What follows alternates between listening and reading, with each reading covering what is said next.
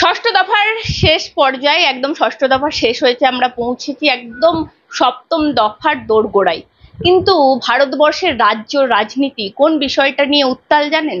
প্রথমে যখন সংসদে মোদী বলেছিলেন যে এইবার 400 পার, তারপরেই সেখান থেকেই বিতর্ক শুরু হয়েছে, কি করে 400 পার করতে পারে। তখন সেই বিতর্কে জল ঢেলে বলা হয়েছিল 370 পাবে বিজেপি, তারপর এনডিএ জোট মিলিয়ে 400 হবে।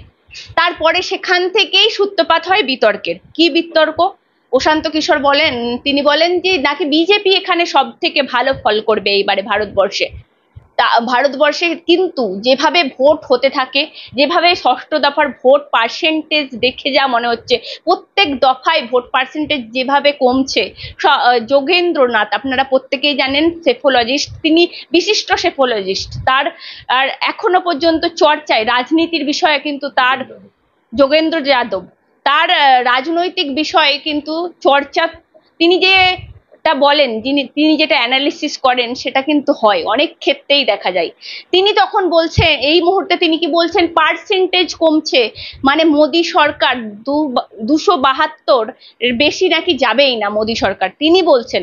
তারপরেই বিতর্কে জল ঢালছেন প্রশান্ত কিশোর, বলছেন না, পার্সেন্টেজ কমলেও দেখা যাচ্ছে বিজেপি ক্ষমতায় আসবে এবং পশ্চিমবঙ্গেও নাকি 18টার বেশি আসন পাবে। আমার সঙ্গে রয়েছেন বিশিষ্ট অধ্যাপক বিশ্বনাথ চক্রবর্তী, বিশিষ্ট সেফোলজিস্ট। আপনারা জানেন রাজ্য রাজনীতির বিষয়ে এবং রাজনৈতিক পরিস্থিতি এবং ষষ্ঠ দফায় সত্যিই ভারতবর্ষের নিরিখে আসন কোথায় দাঁড়িয়ে আছে, বিজেপি কত আসন পেতে পারে, এবং এই যে বিতর্ক যোগেন্দ্রনাথ ভার্সেস প্রশান্ত কিশোর, তার মধ্যে উনি কি বলছেন, ওনার সঙ্গেই কথা বলবো। স্যার, বঙ্গ টিভিতে স্বাগত। কি বলবেন? দেখো, মানে এই বিতর্কটা কেন, প্রথমত বলবো যে এই বিতর্কটা ভীষণ হেলদি ভারতবর্ষের ডেমোক্রেসির জন্য, গণতন্ত্রের চর্চার জন্য। প্রশান্ত কিশোরের সাথে যে লড়াইটা এই মুহূর্তে যোগেন্দ্র যাদবের চলছে, বা একাধিক মানে সেফোলজিস্টের মধ্যে যুক্ত হয়ে গেছে, এই বিতর্কটা কিন্তু ভারতবর্ষের গণতন্ত্রকে সুদৃঢ় করবে, দৃঢ় করবে, এবং এটা সংবাদ মাধ্যমের জন্য অত্যন্ত হেলদি ডিবেট বলে আমি মনে করি। ফলে এই ডিবেটটাকে আমি স্বাগত জানাই, যেখানে প্রশান্ত কিশোর বলছেন যে মোদী হেসে করে ক্ষমতায় আসবে, আর যোগেন্দ্র যাদব বলছেন যে না, মোদী 350-এর বেশি, 250-এর বেশি আসন না পাওয়ার সম্ভাবনায় 250-এর কম পাবে আসন। কিন্তু যে প্রশ্নটা ইম্পর্টেন্ট, যে মানে মোদী যখন 400-500 এনডিএর ক্ষেত্রে বলেছিলেন আসন পাওয়ার কথা, বা বিজেপির ক্ষেত্রে 370 টার্গেট বলেছিলেন, আমরা প্রায় প্রত্যেকেই ধরে নিয়েছিলাম যে এটা বিরোধীদের উপর চাপ তৈরি করবার জন্য সংখ্যাটা বলেছিলেন। এবং প্রশান্ত কিশোর সমর্থন করলেও তিনি বলেছিলেন যে দেখুন, 370টা বিজেপি এককভাবে পাবে না, আবার 400 আসন এনডিএ সামগ্রিকভাবে পাবে না, কিন্তু বিজেপি ক্ষমতায় আসবে, 303-এর বেশি আসন পেয়ে আসবে। এনডিএ এমন হতে পারে যে গতবার যে 353টা আসন পেয়েছিল তার থেকে বেশি পেতে পারে। এবং প্রশান্ত কিশোর পরিষ্কার করে বলেছিলেন 400 আসন হবে না, কিন্তু 350-এর বেশি আসন এনডিএর হতে পারে। এবং মানে এই বিতর্কটা তিনি যখন তৈরি করলেন বা এই আলোচনাটা রাখলেন, তখন একটার পর একটা টেলিভিশন, ন্যাশনাল লেভেলে, সোশ্যাল মিডিয়াতে তিনি তারাই বক্তব্য গিয়েছে। এবং প্রশান্ত কিশোরের এই ভাবনা চিন্তা পরে প্রায় 50 দিন, নির্বাচনের প্রথম পর্বের আগে তিনি বক্তব্য রেখেছিলেন, তারপরে 50 দিন চুপ করেছিল অনেকেই। তাহলে হঠাৎ করে এখন আবার আসছে কেন? তার কারণ প্রশান্ত কিশোরের ওই বক্তব্যের পরে একের পর এক যে ওপিনিয়ন পোল হয়েছিল, সেই ওপিনিয়ন পোলগুলো কিন্তু প্রশান্ত কিশোরের বক্তব্যের মতনই প্রায় ফিগার দেখাচ্ছিল, কিন্তু সব চ্যানেল। ফলে মোদী ক্ষমতায় আসছে, এটা প্রায় প্রতিষ্ঠিত মানে একটা ভাষ্য হিসাবে আমরা দেখেছি একেবারে। কিন্তু যেই মানে এখন তো ইলেকশন কমিশনের যে নিয়ম নীতি, তাতে তো মানে তুমি লাস্ট ফেজ না হওয়া পর্যন্ত তুমি এক্সিট পোল দেখাতে পারবে না। অর্থাৎ যারা সেফোলজিস্ট তারা মাঠে যাচ্ছেন, জানতে পারছেন ফিগার, কিন্তু তারা সেটা টেলিভিশনে দেখাতে পারছেন না, খবরের কাগজে লিখতে পারছেন না। ফলে এই গ্যাপটা আবার নতুন করে কিন্তু পূরণ করতে চাইছেন এই, অর্থাৎ যেহেতু সেফোলজিস্টরা বাজারে নেই ইলেকশন কমিশনের নিয়মের ফলে এই জায়গাটা দখল করতে চাইছেন প্রশান্ত কিশোর বা যোগেন্দ্র যাদবের মতন লোকরা। মানে আমি তোমায় বলছি, প্রশান্ত কিশোরের কাছেও কিন্তু প্রাইমারি কোনো ডেটা নেই, শুধু রাজনৈতিক বিশ্লেষণ আছে। আবার যোগেন্দ্র যাদবের মতন মানুষের কাছেও কিন্তু প্রাইমারি কোনো ডেটা নেই। এই এই কাজগুলো অর্থাৎ একেবারে মানুষের মাটিতে গিয়ে যারা কাজ করেন, যারা সার্ভের কাজ করেন, যারা এক্সিট পোল 1 তারিখ 6টার পর থেকে দেখাবে, এই মানুষগুলো যেহেতু টেলিভিশনে বলতে পারছেন না, ফলে এই সুযোগটাকে কাজে লাগাচ্ছে কিন্তু এই প্রশান্ত কিশোর বা যোগেন্দ্র যাদবরা, যাদের কাছে কোনো প্রাইমারি ডেটা নেই, শুধু রাজনৈতিক বিশ্লেষণের উপর ভিত্তি করে বিতর্কটা তৈরি করছেন, এটা বলা দরকার। এবং এই বিতর্ক মানে গুরুত্বপূর্ণ এই কারণে যে যারা গুরুত্বপূর্ণ সংস্থা যেমন সি ভোটার, সিএসডিএস এর মতন সংস্থা, আরো যে সংস্থাগুলো আমাদের দিল্লির লেভেলে আছে, তারা কিন্তু গ্রাউন্ড লেভেলটাকে বিচার করছেন, এক একটা ভোট হয়ে যাচ্ছে, মানুষের মতামত নিচ্ছেন, এক্সিট পোল তারা করবেন এইভাবে। আমার ব্যক্তিগত অ্যাসেসমেন্ট যে সারা ভারতবর্ষের এমন কোনো প্রবণতা আমি পাচ্ছি না যে মানে এটা ঠিক যে বিজেপি বহু জায়গায় লুজ করছে, আসন লুজ করছে, তার মধ্যে অবশ্যই বিহার আছে, অবশ্যই মানে উত্তরপ্রদেশ আছে, অবশ্যই মহারাষ্ট্রে আছে, কর্ণাটক আছে, যেখানে বিজেপি আসন কমার সম্ভাবনা দেখছে, এবং দিল্লি, পাঞ্জাব এবং হরিয়ানা যদি একটা জোন ধরি, সেখানেও বিজেপির আসন কমার সম্ভাবনা আছে। কিন্তু এর মানে এই নয় যে বিজেপি মানে যোগেন যেটা দাবি করছে যে বিজেপি 250-এর নিচে আসন পাবে, আমি একেবারেই সেটা মনে করছি না, বা এনডিএ 250-এর নিচে আসন পাবে, আমি একেবারেই সেটা মনে করছি না। রাদার আমি যেটা মনে করছি যে বিজেপির যে আমি যেটা মনে করছি যে বিজেপি কয়েকটা রাজ্যে যেমন খারাপ রেজাল্ট করার সম্ভাবনা, মানে বিজেপির শক্তি কোথায় প্রথমে একটু দেখিনি। বিজেপির শক্তি হলো উত্তর ভারতবর্ষের এবং পশ্চিম ভারতবর্ষে, ফলে উত্তর এবং পশ্চিম ভারতবর্ষে বিজেপি কিছু আসন হারাবে, এটা নিয়ে আমার কোনো মানে দ্বন্দ্ব নেই, আমি পরে রাজ্যভিত্তিক তোমায় আলোচনা দিচ্ছি। কিন্তু বিজেপি যেটা গেইন করবে সেটা হলো পূর্ব ভারত থেকে যদি দক্ষিণ ভারতবর্ষে তুমি একটা সরল রেখা টানো, তাহলে পূর্ব ভারতবর্ষে আসামে বিজেপি 2টো আসন গেইন করবে, বিজেপি তোমার গিয়ে উড়িষ্যাতে গেইন করবে, গতবার 8টা আসন পেয়েছিল, এবার 12টা আসন পাবে, অর্থাৎ 4টা আসন তার গেইন হবে। বিজেপি তেলেঙ্গানাতে আসন বাড়াবে, তেলেঙ্গানাতে গতবারের থেকে আরো 2-3টে আসন সে বাড়াবে, এবং এইবার লড়াইটা তেলেঙ্গানাতে সরাসরি হচ্ছে কংগ্রেস ভার্সেস বিজেপি, কারণ ওখানে বিআরএস এর কিন্তু গুরুত্ব, কিন্তু চন্দ্রশেখরের গুরুত্ব কিন্তু ক্রমশ কমছে। আগে যেটা টিআরএস ছিল, তেলেঙ্গানা রাষ্ট্রীয় সমিতি, এখন ভারত রাষ্ট্রীয় সমিতি হয়েছে বিআরএস, সে কিন্তু ক্রমশ এই লোকসভা নির্বাচনের থেকে সরে যাচ্ছে। এই নির্বাচন সরাসরি তেলেঙ্গানাতে বিজেপি ভার্সেস কংগ্রেস দলের হবে এবং বিজেপির গেইন হবে সেখানে। এর পরের যে আছে সেটা হলো অন্ধ্রপ্রদেশে 25টা আসন আছে। অন্ধ্রপ্রদেশে বিজেপি যেটা বাজিমাত করেছে নির্বাচনে একেবারে প্রাক মুহূর্তে, টিডিপি তেলেগু দেশম পার্টির সাথে, চন্দ্রবাবু নাইডুর সাথে তারা অ্যালায়েন্সে গিয়েছে। শুধু চন্দ্রবাবুর সাথে অ্যালায়েন্সে গিয়েছে তা নয়, তার সাথে সাথে তাদের যে জোট সঙ্গী, সেই জোট সঙ্গীর সাথেও কিন্তু, অর্থাৎ জনসেনা পার্টির সাথে জোট আছে। ওখানে মোট 25টা আসন আছে যদি দেখি, তাহলে বিজেপি 6খানা আসনে প্রতিদ্বন্দ্বিতা করছে, টিডিপি 17টা আসনে প্রতিদ্বন্দ্বিতা করছে, আর জনসেনা পার্টি প্রতিদ্বন্দ্বিতা করছে 2টি আসনে। এটা মনে করা হচ্ছে যে বিজেপি 4 থেকে 5টা আসন যেমন মানে জয়ী হবে, ঠিক তেমনিভাবে টিডিপি মিনিমাম 10 থেকে 11টা আসন এবার পাওয়ার সম্ভাবনা আছে। আর জনসেনা পার্টি, লোকাল পার্টি, তারাও 2টো আসনে প্রতিদ্বন্দ্বিতা করছে, 2টোতেই জয়ের সম্ভাবনা আছে। অর্থাৎ বিজেপির এখানে একটা সাবস্টেন্সিয়াল লাভ হবে, যে লোকসানটা সে বিহারে হবে সেটা কিন্তু অন্ধ্রপ্রদেশ দিয়ে তার মেকআপ হয়ে যাবে। এবং এটাও মনে করা হচ্ছে যে যেহেতু মানে তোমার তামিলনাড়ুতে তারা লোকাল পলিটিক্যাল পার্টি, তার সাথে যেহেতু মানে গাঁটছড়া বেঁধেছে, নির্বাচনী আঁতাত করেছে, ফলে এটা পিএমকে বলে একটি পার্টি আছে মানে তামিলনাড়ুতে, সেই পিএমকে 4টে আসনে লড়াই করছে, 2টো আসন পাওয়ার সম্ভাবনা, বিজেপিরও 1টা আসন, ফলে 3টে আসন তাদের লাভের সম্ভাবনা আছে। এমনকি কেরালাতে তিরুবনন্তপুরম আসনটাতেও বিজেপির জয়ের সম্ভাবনা আছে। ফলে পূর্ব দিক থেকে যদি তুমি একেবারে দক্ষিণ দিক পর্যন্ত যাও, তাহলে বিজেপি কিন্তু গতবার অর্থাৎ 2019 সালে 250 এই আসনের মধ্যে, পূর্ব ভারতবর্ষ থেকে দক্ষিণ ভারতবর্ষের মধ্যে 250 আসন আছে, গতবার মাত্র বিজেপি 50টা আসন পেয়েছিল। এবার কিন্তু বিজেপি এখানে মিনিমাম 80টা, বা বিজেপি এবং তার সঙ্গীরা 80টার মতন আসন পেতে পারে, এনডিএ 80টা আসন পেতে পারে। এবার যদি যেটা বিজেপির গড়, উত্তর ভারতবর্ষ এবং মানে পশ্চিম ভারতবর্ষের দিকে তাকাই, তাহলে বিহারে গতবার 40টা আসনের মধ্যে 39টা আসন বিজেপি পেয়েছিল। এবার কিন্তু বিজেপি সেই অবস্থা নেই। এবার যারা তারা প্রতিদ্বন্দ্বিতা করছে, বিজেপি 17টা আসনে, জনতা দল সেকুলার নীতিশ কুমারের 16টা আসনে, এলজেপি 5টা আসনে প্রতিদ্বন্দ্বিতা করছে, জিতেন রাম মাঝির দল একটা আসনে প্রতিদ্বন্দ্বিতা করছে, আর উপেন্দ্র কেশওয়ার আরএলএম পার্টি একটা আসনে প্রতিদ্বন্দ্বিতা করছে। এটা মনে করা হচ্ছে যে বিজেপি কিন্তু এখানে নিজের 17টা আসন প্রায় সবটাই ধরে রাখতে পারবে, কিন্তু জেডিইউ এর আসন কমবে। নীতিশ কুমারের যে বারবার দলবদল করা, তার ফলে তার যে ভাবমূর্তিতে ধাক্কা লাগার সম্ভাবনা আছে। ফলে এখানে মনে করা হচ্ছে মিনিমাম 12 থেকে 13টা আসন মানে এনডিএ জোট লস করবে। বিজেপির কিন্তু লস হবে না, লস হবে তার শরিক দলগুলোর, জেডিইউ এর মূলত লস হবে। এবার উত্তরপ্রদেশের যদি দেয়, উত্তরপ্রদেশের ক্ষেত্রে গতবার যদি আমরা দেখি তাহলে দেখব যে উত্তরপ্রদেশে গতবার বিজেপি একা 80টা আসনের মধ্যে 62টা আসন পেয়েছিল, আর 2টো আসন তারা তাদের জোট সঙ্গী আপনা দল পেয়েছিল।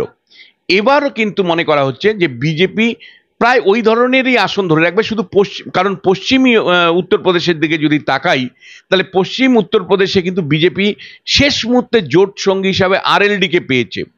মানে উত্তরপ্রদেশের যদি আসনের যদি প্রতিদ্বন্দ্বিতার চিত্র দেখো, তাহলে বিজেপি 74টা আসনে প্রতিদ্বন্দ্বিতা করছে, আপনা দল 2টো আসনে প্রতিদ্বন্দ্বিতা করছে, আরএলডি 2টো আসনে প্রতিদ্বন্দ্বিতা করছে, ওম প্রকাশ রাজভরের দল একটি আসনে, আর সঞ্জয় সিং এর নিশান পার্টি একটি আসনে প্রতিদ্বন্দ্বিতা করছে।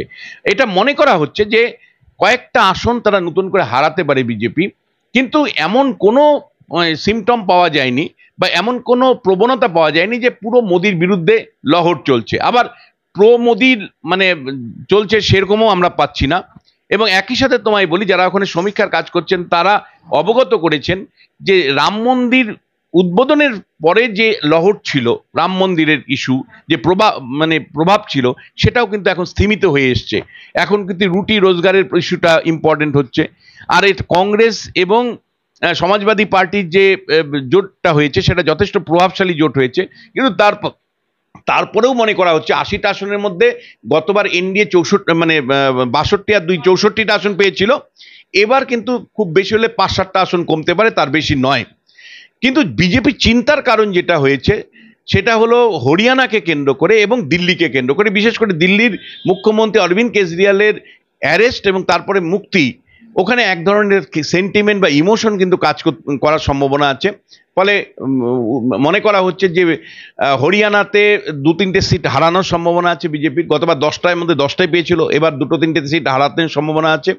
এবং একই সাথে দিল্লিতে গতবার 60টার মধ্যে 60টা সিটই পেয়েছিল, এবার 1-2টো সিট হারানোর সম্ভাবনা আছে। কিন্তু পাঞ্জাবে বিজেপির যে 2টো সিট গতবার জয়ী হয়েছিল, এবার সেটা তারা নাও হতে পারে।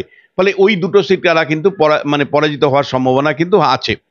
কিন্তু মানে মহারাষ্ট্রের আরেকটা জায়গা বিজেপি যেটা ফাটল হওয়ার সম্ভাবনা আমরা কিন্তু পরিষ্কার দেখতে পাচ্ছি। মহারাষ্ট্রের যে ছবি আমরা পাচ্ছি, সেখানে খুব স্পষ্ট করে বলতে গেলে যে বিজেপির একটা আসন কমার সম্ভাবনা সেখানে আছে। তুমি জানো যে মহারাষ্ট্রের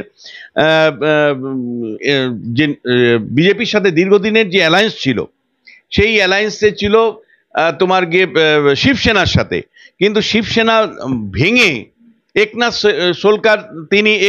শিন্দে তিনি মহারাষ্ট্রের মুখ্যমন্ত্রী হয়েছেন, বিজেপি বাইরের থেকে সমর্থন করেছে। আর অন্যদিকে উদ্ধব ঠাকরে তারা কংগ্রেসের সাথে এবং এনসিপির সাথে জোট করেছে। গতবার 23টা আসন পেয়েছিল বিজেপি মহারাষ্ট্রে। বিজেপি এবারও কিন্তু মহারাষ্ট্রে 23টা আসনই মানে মতন পাবে, মানে খুব বেশি কম বেশি হবে না। কিন্তু বিজেপির যেটা লস হবে সেটা হলো একনাথ শিন্দের যে মানে তোমার গিয়ে শিবসেনা, যে শিবসেনাকে কিন্তু মানুষ খুব একটা পছন্দ করছে না। একইভাবে তোমার গিয়ে এনসিপির থেকে বেরিয়ে গিয়ে অজিত পাওয়ারের যে ফ্যাকশন, তাদেরকেও আসন দিতে হয়েছে, তারাও কিন্তু আসন ধরে রাখতে পারবে না। ফলে এনসিপি, কংগ্রেস এবং শিবসেনার উদ্ধব ঠাকরের যে জোট, তারা কিন্তু বড় একটা ধাক্কা মহারাষ্ট্রে দেওয়ার সম্ভাবনা রয়েছে। দল হিসেবে বিজেপির বিরাট ক্ষতি হবে না, কিন্তু এনডিএ শিবিরের জায়গা থেকে বিজেপির কিন্তু ওখানে 15 থেকে 20টা আসন লস হয়ে যাওয়ার সম্ভাবনা আছে। একই সম্ভাবনা কিন্তু আমি দেখতে পাচ্ছি মানে কর্ণাটকের ক্ষেত্রে। কর্ণাটকে 28টা আসন, গতবার বিজেপি একাই 25টা আসন পেয়েছিল, সঙ্গে একজন তাদের সহযোগী ছিল, 26টা আসন পেয়েছিল। এবার বিজেপি একা লড়াই করছে 25টা আসন।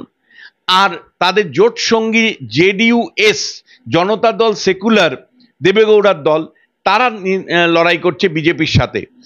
এখানেও কিন্তু মনে করা হচ্ছে যে কেবল কর্ণাটকে কংগ্রেস দলের একটা সরকার তৈরি হয়েছে, সেই কংগ্রেস দলের সরকারের ইতিমধ্যেই একাধিক জনকল্যাণমূলক কাজ করেছে, বিশেষ করে মহিলাদেরকে তারা বিপুল পরিমাণে ভাতা দিচ্ছে, বিনা পয়সায় যাতায়াতের ব্যবস্থা মহিলাদের জন্য করেছে, হ্যাঁ বাস ফ্রি করে দিয়েছে। ফলে এই সমস্ত প্রভাবে মনে করা হচ্ছে যে সদ্য নির্বাচিত একটি দল কংগ্রেস, ফলে তারা বড় ধাক্কা খাবে না। অর্থাৎ এখানে কিন্তু গতবার যে বিজেপি 25টা আসন পেয়েছিল, এবার 25টা আসন ধরে রাখা বিজেপির এক দল হিসেবে কঠিন। এনডিএর তরফ থেকেও 26টা আসন তারা পেয়েছিল, 26টা আসনও তারা ধরে রাখতে পারবে না। মনে করা হচ্ছে যে 14টার মতন আসন, অর্থাৎ অর্ধেক আসনে তারা নেমে যাবে। তাহলে সব মিলে তুমি যদি দেখো, তাহলে তাহলে মানে বিহার থেকে যদি পরপর তুমি আসো, তাহলে প্রায় 65টা আসন এনডিএ লস করছে, বিজেপি 45টা মতন আসন লস করছে। উল্টো দিকে পূর্ব ভারত থেকে দক্ষিণ ভারতবর্ষে যদি দেখো, তাহলে আমি তোমাকে বললাম যে প্রায় 80টার মতন, অর্থাৎ মানে মানে যদি মেইন গেইন যদি দেখো 30টা আসন মানে এনডিএ লাভ হচ্ছে, তার মধ্যে বিজেপির লাভ হচ্ছে গোটা 15-র মতন আসন। ফলে শেষ বিচারে তুমি যদি দেখো, তাহলে বিজেপির লোয়েস্ট যদি স্কোরের দিকে তাকাই, গতবার বিজেপির আসন কত ছিল? 303। এনডিএর কত ছিল? 353 আসন। তাহলে বিজেপি যদি খুব কম স্কোরেও আসে, তাহলে কিন্তু বিজেপির 270-এর নিচে আসন আসার সম্ভাবনা নেই। তাহলে বিজেপির আসন আমি প্রেডিক্ট করছি 270 থেকে 310-এর মধ্যে একটা আসন সম্ভাবনা আছে। আবার এনডিএর ক্ষেত্রে যদি দেখো, তাহলে 280 থেকে 325-এর মতন একটা প্রেডিকশন করা মানে যায় সেফলি, আমি বলছি সেফলি, সেটা সংখ্যাটা আরো বাড়তে পারে। তার মানে মোদ্দা কথা হলো যে কোনো অবস্থাতেই আমি দেখতে পাচ্ছি না যে নরেন্দ্র মোদীর নেতৃত্বের বাইরে কোনো সরকার হতে পারে। বিজেপি সরকারের সম্ভাবনা, অর্থাৎ প্রশান্ত কিশোর এবং তুমি যোগেন্দ্র যাদবের বিতর্কে কিন্তু আমি মাঝখানে থাকতে চাই। এই কারণেই মাঝখানে থাকতে চাই, আমার মনে হয়েছে যে এক্সট্রিম বিজেপি সবগুলোতে জয়ী হয়ে যাবে এমনও গল্প নয়, 400 আসন পেয়ে যাবে বা 350 আসন পেয়ে যাবে এমন নয়। আবার একইভাবে যে মানে এনডিএ সরকার হবে না, ইন্ডিয়া সরকার হবে, যে দাবিটা ইন্ডিয়া সরকার হবে, যে দাবিটা করা হচ্ছে যোগেন্দ্র যাদবের তরফ থেকে, মমতা বন্দ্যোপাধ্যায় করছেন, আমি মনে করি না সেই দাবিটাও সঠিক। মানে পরিষ্কার নরেন্দ্র মোদীর নেতৃত্বেই সরকার হবে, এনডিএ অবশ্যই 300-র কাছাকাছি আসন পাবে।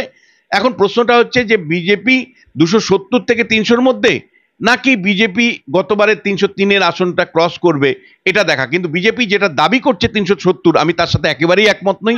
বিজেপি না, বিজেপি এককভাবে বলছে 370 পাবো, আর এনডিএ জোট হিসাবে বলছে 400 পার। তাহলে আমি মনে করছি যে কোনো মতে 300 মানে বিজেপি এককভাবে 370 পাবে না, আবার বিজেপি কোনো মতেই 270-এর নিচে নামবে না।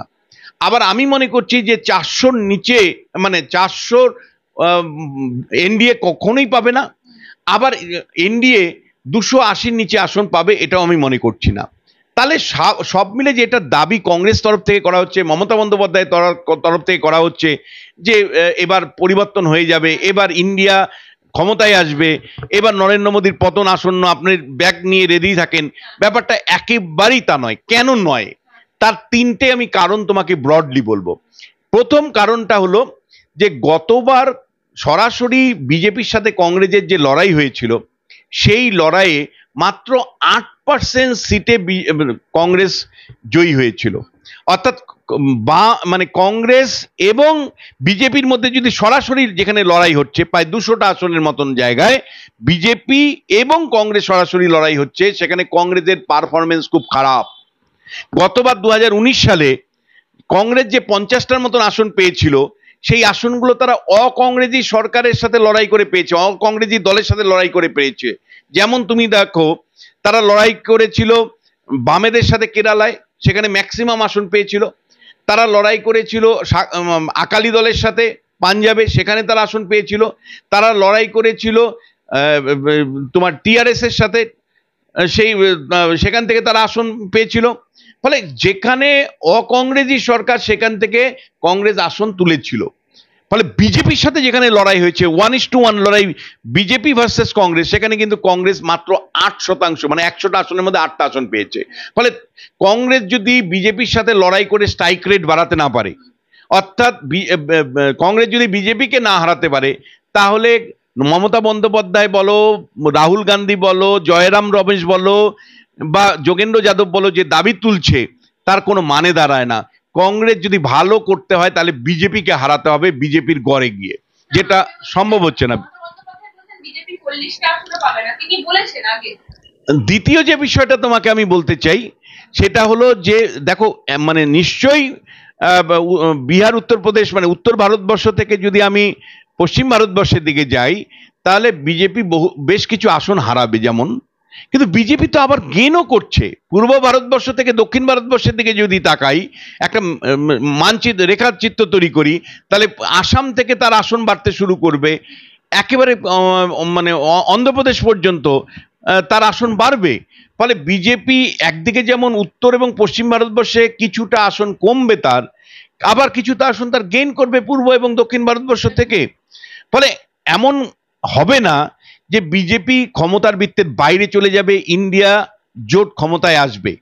এইবার থাকলো যে তৃতীয় বিষয়, যে দেখো, মানে নরেন্দ্র মোদীর বিরুদ্ধে অতিরিক্ত আগ্রহ নেই, এটা ফ্যাক্ট।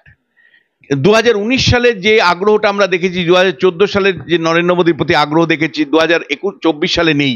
কিন্তু নরেন্দ্র মোদী তীব্র বিরোধিতার সম্মুখীন হয়েছেন, নরেন্দ্র মোদীকে সবাই বিরোধিতা করছে, নরেন্দ্র মোদীর বিরুদ্ধে স্লোগান তুলছে, নরেন্দ্র মোদীকে হটানোর চেষ্টা করছে, এমন ছবিও কিন্তু ভারতবর্ষে কোথাও পাওয়া যাচ্ছে না। একদম। এবং এবং তার মানে মোদীর যে ভাবমূর্তি, সেই ভাবমূর্তি যেমন মানে অতিরিক্ত যেমন সুবিধে বিজেপিকে এই নির্বাচনে দিচ্ছে না, আবার মোদীর ভাবমূর্তির জন্য রিজেক্ট হয়ে যাচ্ছে বিজেপি, এমনও নয়। বরঞ্চ মোদীর একটা ভারসাম্যমূলক ভাবমূর্তি এখনো ধরে রাখতে পেরেছে, এবং বিজেপি দলের নেতাদের মধ্যে তিনি সবচেয়ে বেশি মানুষকে আকর্ষণ করছেন। এবং অন্যদিক থেকে যদি দেখো, বিরোধী শিবিরের রাহুল গান্ধীর প্রতি অতিরিক্ত মানুষের আগ্রহ তৈরি হয়ে গেল এই 2-3 মাসের মধ্যে, এমন সম্ভাবনাও কিন্তু আমরা দেখতে পাচ্ছি না যে অতিরিক্ত আগ্রহ, রাহুল গান্ধী বিরোধী দলের নেতা, তিনি সরকার তৈরি করবেন, এমন একটা ভাবনাও কিন্তু আমরা দেখতে পাচ্ছি না। দেখো দেখো দেখো দেখো খুব পরিষ্কার করে যদি আরো কয়েকটা পয়েন্ট বলি আমি, তাহলে তুমি লক্ষ্য করে দেখবে যে এই নির্বাচনে কোনো সেন্ট্রাল ইস্যু নেই, যে কোনো কেন্দ্রীয় ইস্যু, যে শুধু রাম মন্দিরের উপর ভোট হয়ে গেল। মানে যে গত, মানে 2019-এর নির্বাচনে যেমন পুলওয়ামার মানে জওয়ানদের উপর অ্যাটাক, হামলা, তার উপর ভিত্তি করে জাতীয়তাবাদের ইস্যুটার উপর ভিত্তি করেই কিন্তু বিজেপির ভোটটা এতটা বেড়েছিল। এবার রাম মন্দির এত আগে উদ্বোধন হয়ে গেছে, নির্বাচনে এত দীর্ঘমেয়াদী নির্বাচন, যে এর প্রভাবটা কমে কমে এখন কিন্তু প্রায় ক্ষয়িষ্ণু। ফলে কোনো সেন্ট্রাল নির্বাচনী ইস্যু পাবে না, বরঞ্চ লোকাল লেভেলের ইস্যু উঠছে। যেমন সন্দেশখালীর মতন ইস্যু গুরুত্বপূর্ণ হয়ে উঠেছে, যেমন ধরো মানে শিক্ষা দুর্নীতির ইস্যু গুরুত্বপূর্ণ হচ্ছে। এক এক রাজ্যে এক এক রকম মানে ইস্যু উঠছে। কোনো সেন্ট্রাল ইস্যু বা কেন্দ্রীয় কোনো ইস্যুর উপর ভিত্তি, যেমন 89 সালে বোফোর্স ইস্যুর উপর ভিত্তি করে ভোট হয়ে গিয়েছিল এবং রাজীব গান্ধী হেরে গিয়েছিলেন। এরকম কোনো কিন্তু ইস্যু আমরা, কোনো সেন্ট্রাল বা কেন্দ্রীয় ইস্যু বা পুলওয়ামার মতন ইস্যু, এরকম কোনো কেন্দ্রীয় ইস্যু আমরা পাচ্ছি না, বরঞ্চ আমরা লোকাল লেভেলের এক এক অঞ্চলে এক এক রাজ্যে এক এক ধরনের ইস্যুর উপর ভিত্তি করে এই নির্বাচনটা পরিচালনা হচ্ছে। দেখো, আরেকটা বিষয় হলো যে এটা ঠিক যে মানে চাকরি সেইভাবে হয়নি, এটা ঠিক যে কেন্দ্রীয় সরকার যতগুলো প্রতিশ্রুতি দিয়েছেন রক্ষা করতে পারেনি, কিন্তু অ্যাট দি সেম টাইম বিজেপির কাছে কি আছে? বিজেপির কাছে মানে তার আরএসএস এর মতন সংগঠন, তার সংগঠন আছেন যারা নির্বাচনে গুরুত্বপূর্ণ ভূমিকা নেয়। বিজেপির কাছে কি আছে? সংগঠনের মাসল ছাড়াও মানি পাওয়ার আছে। বিজেপির কাছে কি আছে? মানি পাওয়ারের পাশাপাশি নরেন্দ্র মোদীর মতন একটা স্টেবল লিডারশিপ আছে। ফলে এইগুলো কিন্তু বিজেপির এই নির্বাচনের অবশ্যই পজিটিভ পয়েন্ট। অন্যদিকে বিরোধী রাজনৈতিক জায়গা অন্য জায়গায় যদি দেখো, তার পাশাপাশি আরেকটা পয়েন্ট আমার মনে হয় খুব গুরুত্বপূর্ণ, সেটা লাভার্থী বা সরকারের যে স্কিমগুলো আছে কেন্দ্রীয় সরকার, সেটা উজালা যোজনার প্রকল্প হতে পারে, রেশনের প্রকল্প হতে পারে, সেই প্রকল্পগুলোকেও কিন্তু বিজেপিকে আবাস যোজনার থেকে 100 দিনের কাজের থেকে শুরু করে এগুলো লাভার্থী বলে। এই লাভার্থী বা সুবিধা ভোগী যারা, তাদের একটা সমর্থন বিজেপির পক্ষে থাকছে। কিন্তু একই সেম টাইম উল্টো দিকে এবার যদি আমি তাকাই, তাহলে আমি দেখব যে ইন্ডিয়া জোটের যারা নেতৃত্ব দিচ্ছেন, প্রথমত দীর্ঘদিন ধরে তাদের মধ্যে টালবাহানা চলেছে। মমতা বন্দ্যোপাধ্যায় বারবার যে সমস্যাটা তৈরি করেছেন ইন্ডিয়া জোটের ক্ষেত্রে, সেটা হলো কংগ্রেস 40টা আসন পাবে না। এই বার্তাটা যেই মুহূর্তে মমতা বন্দ্যোপাধ্যায় দিয়েছেন, সারা ভারতবর্ষে সেটা বিজেপি ভিডিও আকারে প্রচার করেছে, যে মমতা বন্দ্যোপাধ্যায় নিজেই বলছেন জোটের প্রধান দল কংগ্রেস, তারা 40টার বেশি আসন পাবে না। ফলে মমতা বন্দ্যোপাধ্যায় নিজেই পশ্চিমবাংলাতে ইন্ডিয়া জোটের সাথে জোট করলেন না। ফলে এই বার্তাগুলো যেটা গেছে, সেটা দীর্ঘমেয়াদীভাবে আমি বলবো যে ইন্ডিয়া জোটের পথে হোঁচট লেগেছে। তার সাথে সাথে তার মধ্যে অন্যতম হলো ইন্ডিয়া জোটের যিনি কারিগর ছিলেন নীতিশ কুমারকে তো এনডিএ চলে যাওয়া, ইন্ডিয়া জোট ছেড়ে দিয়ে মানে চলে যাওয়া, ইন্ডিয়া জোটে ছেড়ে ইন্ডিয়া, বড় ধাক্কা। আমি তোমার বলছি, মানুষের মধ্যে এই ধাক্কাটাকে তারা সামাল দেওয়ার চেষ্টা করেছেন। যখন ঝাড়খণ্ডের মুখ্যমন্ত্রী হেমন্ত সোরেন প্রথমে গ্রেপ্তার, আর তারপরে যখন অরবিন্দ কেজরিওয়াল গ্রেপ্তার হলেন, এই গ্রেপ্তারের মধ্য দিয়ে কিন্তু ইন্ডিয়া জোট একটা আবার ঐক্যবদ্ধ হওয়ার চেষ্টা করলো, যে আমাদের বিরুদ্ধে সিবিআই ইডির নামিয়ে দিয়েছে। সিবিআই ইডির তদন্তের বিরোধিতা করে তারা রামলীলা ময়দানে একটা সভা করলেন, এবং সেই সভায় সবাই গেলেন, মমতা বন্দ্যোপাধ্যায়, অভিষেক বন্দ্যোপাধ্যায় গেলেন না। সেখানেও আবার মানে ইন্ডিয়া মানে কে পেছন থেকে ছুরি মারার একটা উদ্যোগ, মানে সবাই গেলেন, তার দলের একজন নবনির্বাচিত সাংসদকে কেবল পাঠানো হলো, মানে তাকে কেউ চেনে কি চেনে না সেটা তিনি বিচার করলেন না। বাদ বাকি সব গুরুত্বপূর্ণ নেতা রামলীলা ময়দানের উপস্থিত হলেন ইন্ডিয়া জোটের তরফ থেকে, কিন্তু কেবল মমতা, অভিষেক তারা গেলেন না। এবং মাঝখানে যেটা হলো নির্বাচনের তৃতীয় পর্যায়ের পরে, মমতা বন্দ্যোপাধ্যায় একটা মন্তব্যকে কেন্দ্র করে যে আমরা বাইরের থেকে সমর্থন করব, ইন্ডিয়া জোটের বাইরের থেকে সমর্থনের বক্তব্যটা এনে কার্যত তিনি আরেকটা ধোঁয়াশা তৈরি করলেন, যে তাহলে কি তিনি জল মাপছেন ইন্ডিয়া জোটের পাশাপাশি, তাহলে কি ইন্ডিয়া জোটের দিকেও মুখ তাকিয়ে আছেন, এই প্রশ্নটা আসলো। তারপরে তিনি ক্ল্যারিফিকেশন দিয়েছেন বটে, কিন্তু মমতা বন্দ্যোপাধ্যায়ের মতন জোট সঙ্গী যারা খুব আনস্টেবল, অনিশ্চিত, বারবার জোট পরিবর্তন করেছে, কখনো ইন্ডিয়া, কখনো এনডিএ, কখনো ইউপিএ জোটে গেছেন, কখনো কংগ্রেসকে নিয়ে, কখনো বিজেপিকে নিয়ে রাজ্যের রাজনীতি করেছেন। ফলে তারা কতটুকু একটা স্টেবল গভর্নমেন্ট দেশে করতে পারবে, এই প্রশ্নটাও কিন্তু খুব গুরুত্বপূর্ণ প্রশ্ন ছিল। ফলে সব মিলে আমি বলবো যে, আবারও তোমাকে একেবারে শেষে বলবো, আমার যেটা মনে হয় যে কোনো মতেই বিজেপি 270-এর নিচে আসন পাবে না, আর কোনো মতেই ইন্ডিয়া জোট 300 মানে 280-র নিচে, অন্ততপক্ষে মানে সরি, এনডিএ জোট 300-র নিচে আসন না পাওয়ার সম্ভাবনাই প্রবল। এখন প্রশ্নটা হচ্ছে বিজেপি 303 আসন ক্রস করবে কিনা, এবং এনডিএ জোট গতবারের আসন সংখ্যা 353 ক্রস করবে কিনা, এখন সেটাই দেখার।